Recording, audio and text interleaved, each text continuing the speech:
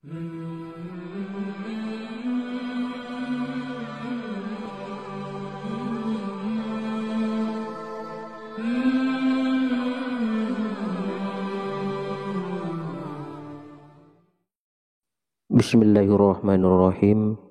Assalamualaikum warahmatullahi wabarakatuh. Innal hamdalillah nahmaduhu wa nasta'inuhu wa nastaghfiruh wa na'udzu billahi min syururi anfusina wa min sayyiati a'malina. May yahdihillahu fala mudhillalah wa may yudlil fala hadiyalah. Asyhadu an la ilaha illallah wahdahu la syarika lah wa asyhadu anna Muhammadan abduhu wa rasuluh. Amma ba'du. Halo sahabatku pemirsa YouTube yang dirahmati Allah. Senang sekali kita semua bisa berjumpa kembali di channel ini. Tentunya harapan dan doa saya semoga yang menyimak video ini selalu diberikan kesehatan, umur yang barokah, dan diluaskan rezekinya oleh Allah Subhanahu wa taala. Amin amin Allahumma amin. Sahabatku pemirsa YouTube yang dirahmati Allah, wudu memiliki kedudukan yang penting dalam agama Islam. Tidak sahnya wudu seseorang dapat menyebabkan solat yang ia kerjakan menjadi tidak sah. Sedangkan solat adalah salah satu rukun Islam yang tidak dapat ditawar-tawar lagi. Oleh karena itu merupakan suatu kewajiban bagi setiap muslim untuk memperhatikan bagaimana dia berwudu. Nabi Shallallahu Alaihi Wasallam bersabda, tidak diterima solat yang dilakukan tanpa wudu, dan tidak diterima sodakoh yang berasal dari harta yang didapat secara tidak halal. Hadis riwayat Muslim. Oleh karena itu, berikut ini 10 kesalahan yang sering dilakukan oleh kaum muslimin pada tata cara berwudu. Yang pertama, tidak membaca bismillah. Rasulullah Shallallahu Alaihi Wasallam bersabda, tidak sempurna untuk seseorang yang tidak membaca basmalah. Hadis riwayat Ahmad. Yang kedua, tidak sempurna membasuh anggota wudu. Tidak sempurna dalam membasuh anggota wudu dan mengakibatkan ada sebagian anggota wudu yang tidak terbasuh oleh air.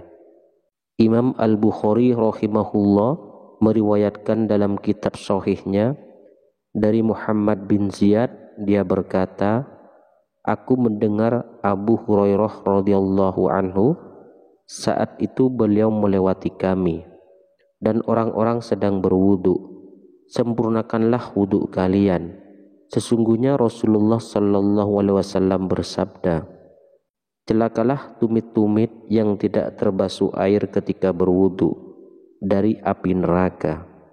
Dan dari Khalid bin Mi'dan, dari sebagian istri-istri Rasulullah Sallallahu Alaihi Wasallam, sesungguhnya Rasulullah Sallallahu Alaihi Wasallam melihat seorang laki-laki yang sholat, sedangkan di punggung kakinya terdapat bagian mengkilap karena tidak terbasuh oleh air wudu, seukuran uang dirham atau logam. Maka Nabi menyuruhkan untuk mengulang wudunya. Hadis riwayat Imam Ahmad dan Abu Daud menambahkan dan mengulang sholat. Lalu yang ketiga, membasuh anggota wudu lebih dari 3 kali. Ini adalah was-was dari setan, karena Nabi Shallallahu Alaihi Wasallam tidak pernah menambah cucian dalam wudu lebih dari 3 kali. Sebagaimana yang sabit dalam Sahih Al-Bukhari bahwa Nabi Shallallahu Alaihi Wasallam berwudu 3 kali. Maka yang wajib atas seorang muslim adalah membuang semua was-was dan keraguan-raguan yang muncul setelah selesai wudu, dan jangan dia menambah lebih dari 3 kali cucian untuk menolak was-was yang merupakan salah satu dari tipuan setan. Yang keempat, boros dalam penggunaan air.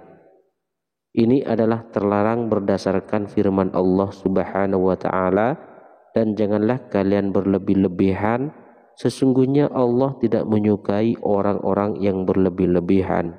Quran surah Al-An'am ayat 141 dan Al-A'raf ayat 31. Rasulullah pun bersabda tentang hal ini, "Janganlah kalian boros dalam penggunaan air." Maka beliau saat berkata, "Apakah dalam masalah air ada pemborosan?" Beliau bersabda, "Ya, walaupun kamu berada di sungai yang banyak airnya." Hadis riwayat Ahmad.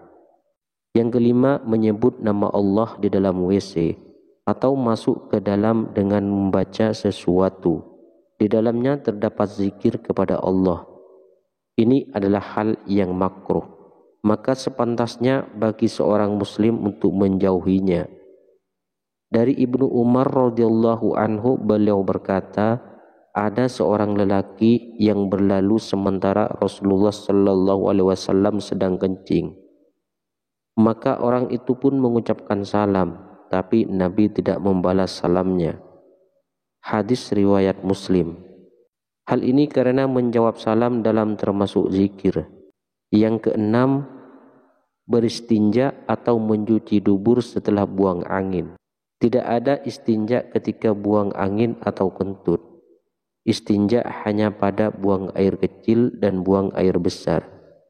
Maka tidak disyariatkan bagi orang yang kentut untuk beristinja sebelum berwudu, sebagaimana yang dilakukan oleh sebagian orang. Imam Ahmad rahimahullah berkata, tidak terdapat dalam Alkitab, tidak pula dalam sunnah Rasulnya, adanya istinja dalam kentut, yang ada hanyalah wudu. Yang ketujuh, tertidur kemudian tidak mengulang wudu. Sebagian orang tertidur di masjid, kemudian apabila iqamah dikumandangkan, dibangunkan oleh orang di sebelahnya, lalu langsung bangkit, sholat tanpa berwudu lagi. Orang yang seperti ini wajib baginya untuk berwudu, karena dia lelap dalam tidurnya. Adapun kalau dia sekedar mengantuk dan tidur ringan sehingga masih mengetahui siapa yang ada di sekitarnya, maka tidak wajib baginya untuk berwudu lagi. Yang kedelapan, meninggalkan istinsyak dan istinsyar. Istinsyak adalah menghirup air lewat hidung sampai ke pangkal hidung, dan istinsyar adalah mengeluarkan air yang dihirup tadi dari hidung. Sebagian kaum muslimin ketika berwudu hanya memasukkan jarinya yang basah ke dalam hidung. Dalil tentang istinsyak dan istinsyar adalah hadis yang terdapat dalam Sahih Al-Bukhari. Dari Umran, beliau menyifati wudu Utsman radhiyallahu anhu, kemudian ia memasukkan tangan kanannya di bejana, lalu ia berkumur, menghirup air ke hidung dan mengeluarkannya. Dan Nabi Shallallahu Alaihi Wasallam bersabda, barang siapa berwudu hendaklah ia menghirup air ke hidung dan menghembuskannya kembali.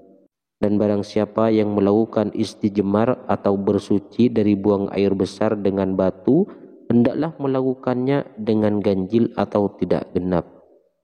Yang kesembilan, menganggap mengusap leher dianjurkan, padahal sebenarnya tidak demikian. Ia tidak dianjurkan dan tidak termasuk ibadah wudu. Kemudian yang ke-10, doa pada saat membasuh anggota wudu. Imam An-Nawawi berkata, doa-doa ini, yakni doa-doa pada saat membasuh anggota wudu, tidak memiliki dasar. Dalam fatwa Lajnah Daimah nomor 2588 dikatakan tidak ada doa dari Nabi Sallallahu Alaihi Wasallam pada saat membasuh dan mengusap anggota wudu. Dan doa yang disebutkan dalam hal ini adalah bikinan orang tidak berdasar. Yang diketahui secara syar'i adalah basmalah di awal wudu, mengucapkan 2 kalimat syahadat di akhir wudu, ditambah dengan ya Allah, jadikanlah aku termasuk orang-orang yang bertaubat, dan jadikanlah aku termasuk orang-orang yang bersuci. Sahabatku pemirsa YouTube yang dirahmati Allah, mungkin itu saja yang bisa saya sampaikan pada pertemuan kali ini. Semoga video ini bisa bermanfaat bagi Anda, keluarga Anda, dan juga orang lain. Assalamualaikum warahmatullahi wabarakatuh.